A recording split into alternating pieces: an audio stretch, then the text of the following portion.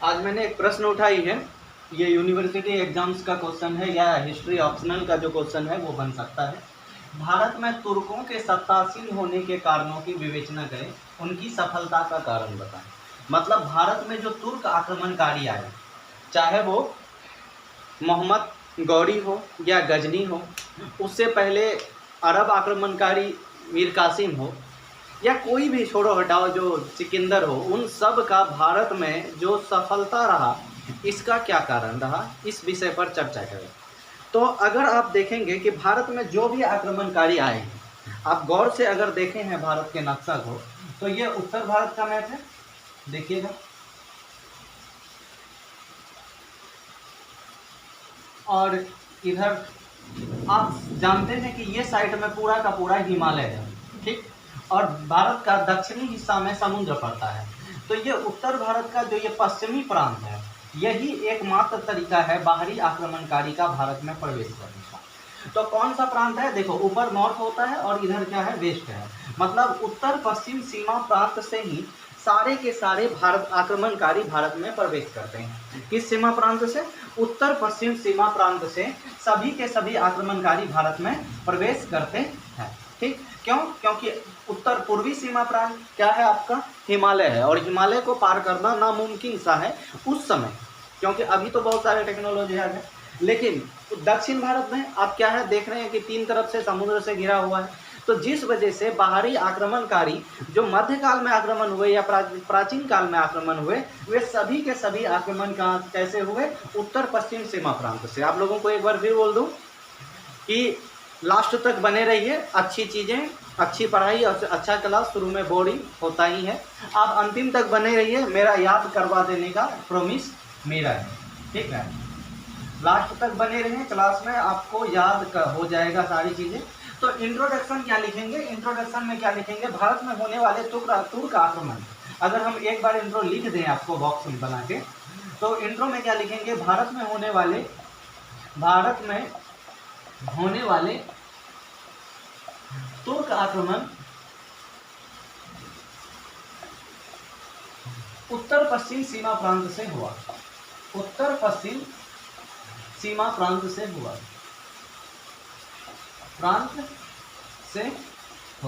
ठीक। इन आक्रमणों में सबसे प्रमुख आक्रमण, आप लोग लिखते चलेंगे मेरे साथ, सबसे प्रमुख आक्रमण मोहम्मद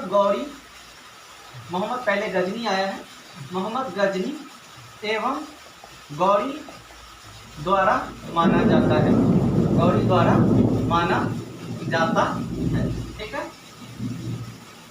गौरी का दास कुतुबुद्दीन ऐबक, आगे क्या लिखेंगे, गौरी का एक दास था कुतुबुद्दीन ऐबक ने सल्तनत काल की स्थापना कर, सल्तनत वंश या बोलिए गुलाम वंश है, गुलाम वंश की स्थापना कर भारत के राजनीतिक एवं सामाजिक परिवर्तन का नींव रखी, सामाजिक परिवर्तन की शुरुआत की, नींव रखी, कुछ भी लिख सकते हैं, शुरुआत की। तो ये आपका इंट्रोडक्शन हो सकता है। आप और भी इंट्रोडक्शन अलग तरीके से लिख सकते हैं। क्या लिखेंगे कि भारत में होने वाले तुर्की आक्रमण, जैसे कि क्वेश्चन को नजर में रखते हुए एक कारण अगर पूछ रहा है, तो भारत में तो होने वाले तुर्की आक्रमण जो है मुख्य रूप से उत्तर पश्चिम सीमा प्रांत से होता है। ये इन आक्रमणों का सफलता का मुख्य कारण सीमा प्रांत की असुरक्षा या एकमात्र रास्ता होना है, और साथ ही साथ इस क्षेत्र में बहुत सारे कमजोरियों को देखते हुए आक्रमण किया गया, जिसकी जो कमजोरियां निम्न प्रकार है। मतलब अपनी मर्जी से आंसर जो होगी फॉर्मेटिंग, उसके अनुसार आप इंट्रो बना सकते हैं। हालांकि ये इंट्रो मैंने अभी लिखी आप लोगों के सामने, और ये काफ़ी बेहतर हमें लग रहा है। भारत में होने वाले तुर्क आक्रमण उत्तर पश्चिम सीमा प्रांत, जो कि बता दिए इस कोना से आ रहा है, और हुआ इन आक्रमणों में सबसे प्रमुख आक्रमण मोहम्मद गजनी और गौरी द्वारा माना जाता है। गौरी का एक दास था कुतुबुद्दीन ऐबक, उन्होंने गुलाम वंश की स्थापना की, भारत में राजनीतिक एवं सामाजिक परिवर्तन शुरू की। अब फुल स्टॉप के बाद लिखेंगे भारत में तुर्क आक्रमण की सफलता के निम्न कारण हैं। यहाँ तक हो गया इंट्रो। अब आप प्रत्येक पॉइंट्स को समझते जाएंगे। देखिए आगे कैसे लिखेंगे पॉइंट आपको बता देते हैं। जैसे ये इंट्रोडक्शन लिख लिया आप लोग, मिटा देते हैं, चलिए आगे बढ़ते हैं।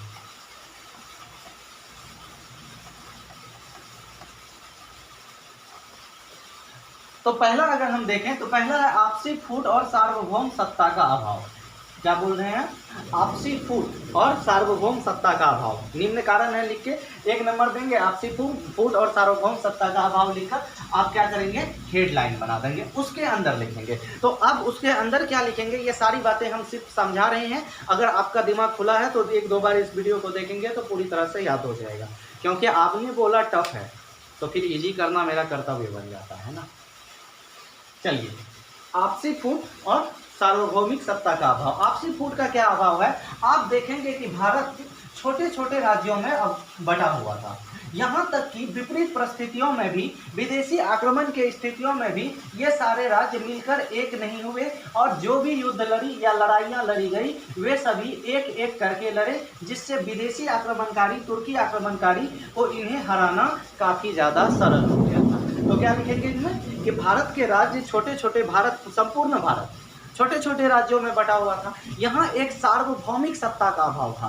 सार्वभौमिक सत्ता का क्या तात्पर्य हुआ? एक ऐसा सत्ता जो पूरे भारत में छत्र एक जैसा हो। जैसे कि किसने किया? चंद्रगुप्त मौर्य ने, गुप्त वंश, मौर्य वंश का किसने किया? समुद्रगुप्त ने, उसके बाद प्राचीन काल में ही, और मध्यकाल में अकबर ने। इस तरह की जो है सार्वभौम सत्ता का अभाव था।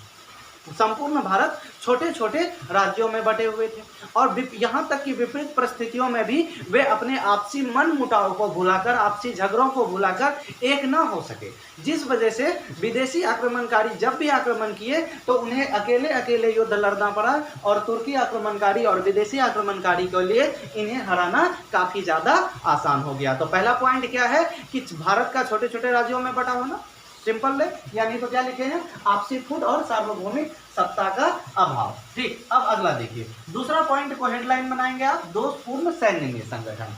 देखिए, तुर्की सेना 5 भागों में बटी हुई थी। कितने भागों में? 5 भागों में बटी हुई थी, जबकि भारतीय सेना 3 भागों में बटा होता था, जिस वजह से तुर्की सेना को सुरक्षा भी प्राप्त हो जाती थी, और भारतीय सेना को क्या कर विनाश करने में भी उन्हें आसानी होती थी। साथ ही साथ भारतीय सेना में आप बोल सकते हैं कि आत्मरक्षा का भाव अधिक होता था, जबकि तुर्क सैनिक जो है मार का, यानी बोल सकते हैं अटैक नीति, आक्रमण पूर्ण नीति अपनाते थे। क्या बात कर रहे हैं हम? जरा देखिए, 2 चीजें होती है ना, एक डिफेंड एक अटैक। तो भारतीय सेना डिफेंडिंग थे, डिफेंसिव, खुद को बचाने के चक्कर में रहते थे, जबकि तुर्की सेना मारने के चक्कर में रहते थे। भले जान जाए, हाथ कटे, गला कटे, कोई मतलब नहीं। क्या था इसके पीछे का रहस्य? अभी आगे अगले पॉइंट्स में आएगा तो हम समझा देंगे, और आप लोग लिखेंगे कि भारतीय, देखिए, तुर्की सेना 5 भागों में बटा हुआ था, जिससे उन्हें अलग लेवल की सुरक्षा प्राप्त हो जाती थी, बेहतर स्तर की, और भारतीय सेना 3 ही भागों में बटा हुआ था। भारतीय सेना जो है क्या आत्मरक्षा या डिफेंसिव नीति अपनाते थे। आप डिफेंसिव वर्ड लिखे, ज़्यादा अच्छा रह सकता है, देवनागरी लिपि में डिफेंसिव नीति अपनाते थे, जबकि तुर्की सेना जो है आक्रमण की नीति में, यानी हत्या की नीति अपनाते थे, जिस वजह से भारतीय तुर्कों की क्या होती जाती थी? विजय होती जाती थी। अगला, धार्मिक कारण। इस पॉइंट को समझिएगा, ये सबसे बड़ा बर्बादी का कारण रहा है भारत का या भारतीयों का। चाहे वो बाद में मिडिल एज समाप्त होने का, मध्यकालीन इतिहास समाप्त होने पर जो अंग्रेजों का कब्जा रहा, उस समय भी धार्मिक कारण बड़ा रोल रहा, या प्राचीन भारत से खत्म होने पर मध्यकालीन की शुरुआत में जो चाहे तुर्की आक्रमणकारी मुसलमानों का कब्जा रहा, उसके पीछे भी धार्मिक कारण बहुत बड़ा कारण है। सबसे पहले देखिए, एक कहानी सुनिए, यहाँ गौर से देखिए, ध्यान दीजिएगा, बोर होकर भागिएगा मत। नीत्शे नाम का एक फिलोसफर हुए जर्मनी में, ठीक, क्या बोल रहे हैं? नीत्शे नाम का एक फिलोसफर हुए जर्मनी में। ये कहते हैं, ये लिखना मत, हम समझाने के लिए बोल रहे हैं। इनका कहना है भगवान मर चुका है, ठीक। अब क्यों बोला, इस परिप्रेक्ष्य में समझिए। देखिए, जर्मनी में चारों तरफ से अटैक कर रहे हैं, इसके टुकड़े किया जा रहा है, और जर्मनी के युवा उस समय अंधकार युग में जी रहे हैं। उनका कहना है जो हो रहा है यीशु, यानी ईश्वर के मर्जी से हो रहा है, चूंकि क्रिश्चियन थे तो इस यीशु के मर्जी से हो रहा है, और उनके इच्छा के बिना कुछ नहीं होता, ठीक। जो होता है उन्हीं के इच्छा से होता है। एक दिन अच्छा होगा तो उसी के इच्छा से होगा, बुरा होगा तो उसी के इच्छा से होगा। जैसे मेरे कुछ होनहार जानने वाले का कहना है कि ईश्वर से अच्छा कौन कर सकता है, जो करेगा मेरे लिए ईश्वर अच्छा करेगा और ईश्वर से अच्छा कौन कर सकता है। ये सबसे बड़ी बेवकूफ़ी है। उसी तरह नीत्शे क्या बोल रहे हैं, जर्मनी के युवा क्या बोल रहे थे कि जो हो रहा है ईश्वर की मर्जी से हो रहा है, देश के टुकड़े हो रहे हैं, लूट खसोट हो रहा है, छोटे छोटे राज्य अटैक करके जीत रहे हैं। और जब भी नीत्शे नामक नेता फिलोसफर उत्साह बढ़ाने का, लड़ने के लिए अग्रसित करने का कोशिश करवाते हैं कि भाई लड़ो, अपने अधिकार के लिए, अपने राष्ट्र की बचाओ, अपनी आबरू बचाओ, तो कहता है कि नहीं, जो हो रहा है ईश्वर की मर्जी से हो रहा है, जो करेगा ईश्वर करेगा, ईश्वर से अच्छा कौन करेगा। तो इन्होंने क्या किया, एक पुतला बनाई, चौराहे पे लटकाया और जला दिया और कहता है भगवान मर चुका है। और उस दिन ऐतिहासिक भाषण दिया, साथ ही साथ लोगों को जागरूक किया, अपने शब्दों से प्रूफ किया कि भगवान भरोसे मत बैठो, भगवान भ्रम है, लोगों की कल्पना है। इन्होंने प्रूफ किया और उसके बाद जर्मनी के युवाओं में उत्साह आई, अंधकार युग भी समाप्त हुआ, जर्मनी युद्ध में जीता भी और अपनी आबरू भी बचाई, अपनी सीमा का भी सुरक्षा किया। और आपको पता है आज जर्मनी कहाँ है, कितने आगे है हम लोगों से। तो यही चीज़ है कि भारतीयों में, अब यहाँ धार्मिक कारण लेकर हेडलाइन देंगे, क्या देंगे, कुल मिलाकर ये कहते हैं भगवान के भरोसे बैठ रहे हो इसीलिए तुम्हारा दुर्दशा है। अगर खुद लड़ते, खुद अपनी इच्छा से विरोध करते, अच्छी चीज़ों के लिए लड़ते, तो फिर ये हालत नहीं होता। सिंपल बात है। ईश्वर का भरोसा करना दुनिया का सबसे बड़ा बेवकूफ़ी होता है, सबसे बड़ा बेवकूफ़ी। ठीक, तुम बताओ ईश्वर, छोड़ो, दूसरे टॉपिक पे बात करेंगे। धार्मिक कारण है, भारतीयों में अंधविश्वास बहुत अधिक था, अंधविश्वास बहुत अधिक था। सब ईश्वर की कृपा अथवा ईश्वर के कोप पर विश्वास करते थे। जरा देखिए क्या बोल रहे हैं, भारतीयों में अंधविश्वास बहुत अधिक था, वे ईश्वर की कृपा या ईश्वर की कोप पर विश्वास करते थे। कोप मतलब गुस्सा पर। इसीलिए भारतीयों की दुर्दशा होते जा रही थी, फिर भी उनमें कोई जागरूकता नहीं थी। इसके विपरीत मुस्लिम धर्म, नया धर्म था, 700 ईस्वी के आसपास या 400 ईस्वी के आसपास, बोल रहा हूँ 700 ईस्वी के आसपास शायद, जो भी हो, स्थापना हुआ और 1000 ईस्वी के आसपास तुर्की का आक्रमण हो रहा है। तो ऐसी स्थिति में नया धर्म था, इन्हें लोगों को धार्मिक उत्साह बहुत अधिक थी।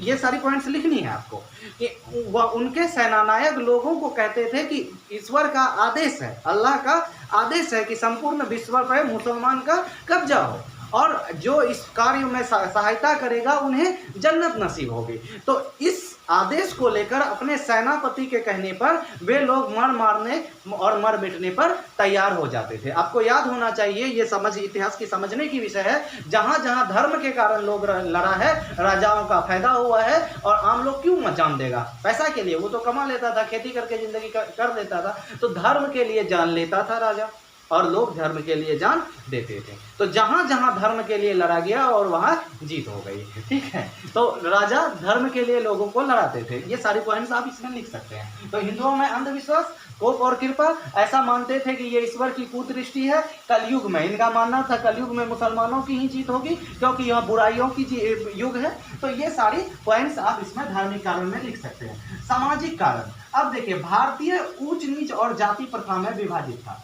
भारतीय ऊंच नीच और जाति प्रथा में विभाजित था। भारत में हिंदू धर्म के अंतर्गत कई उपजातियां और जातियां बटी हुई थी, जिसमें आपसी मन मिटाव और भेदभाव था, जिस वजह से वे कभी एक नहीं हो सके। जबकि इसके विपरीत, जबकि मुसलमान में काफी कठोर एकता थी, गहनता थी, जिस वजह से तुर्कों की विजय हुई। अगला, राजपूतों में कूटनीति का अभाव। सबसे बड़ी लाइन जो इसमें लिखनी है, राजपूत योद्धाओं का मानना था कि वे निशस्त्र पर वार नहीं करते। लड़ते लड़ते अगर किसी सामने वाले योद्धा के हाथ से तलवार गिर जाए तो छोड़ देते थे, नहीं मारेंगे, तुम निशस्त्र हो गए, और उलटते थे, उधर तलवार उठा के घोंप दिया इसको पीछे से। ठीक है, पीछे से भी मार देते थे, लेकिन राजपूत कभी पीछे से वार नहीं करेंगे, तो निशस्त्र योद्धाओं के पीछे वार नहीं। ये सारे पॉइंट राजपूत योद्धाओं का मानना था कि ये निशस्त्र पर वार नहीं करते हैं, और उसके बाद ये कभी पीठ पीछे वार नहीं करते हैं। जबकि तुर्क योद्धाओं में इस प्रकार की कूट, यानी बोल सकते हैं नैतिकता का अभाव।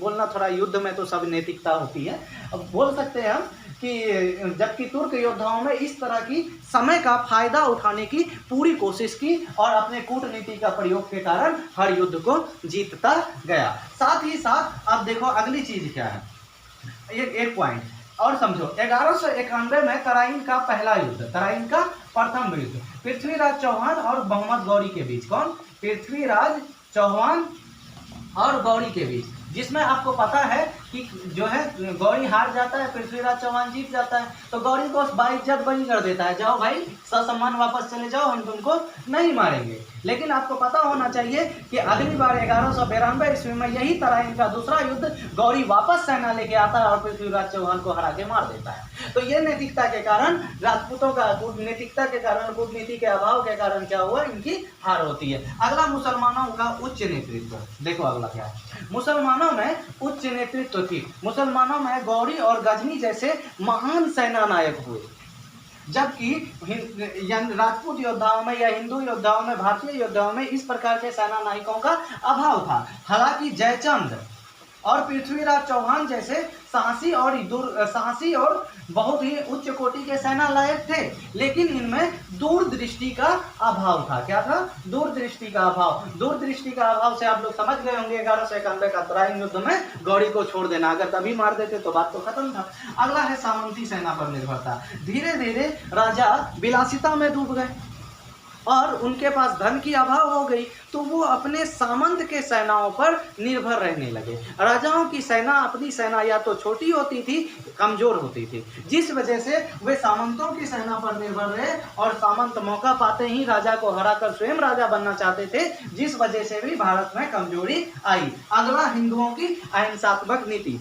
हिंदुओं का मानना था जीव हत्या करना पाप है, लोगों को नहीं मारना चाहिए, इंसानों की हत्या नहीं करनी चाहिए। जबकि मुसलमान इसके विपरीत कि जितने अधिक को मारोगे उसे उतनी ज़्यादा सुविधा जन्नत में मिलेगी। इस धार्मिक नीति के कारण तुर्कों की क्या हुई? जीत हुई। तो अब आप इन सारे पॉइंट्स के आधार पर एक कंक्लूजन लिख लेंगे और जल्द ही हम मिलते हैं नेक्स्ट क्वेश्चन के साथ। जो आपका क्वेश्चन क्या है? कुतुबुद्दीन ऐबक की जीवनी और उपलब्धि, अथवा अगला क्वेश्चन आपका इनमें से कोई एक होगा, दिल्ली सल्तनत का वास्तविक संस्थापक इल्तुतमिश। तो ये दो क्वेश्चन के साथ हम मिलते हैं जल्द ही। ठीक है, धन्यवाद।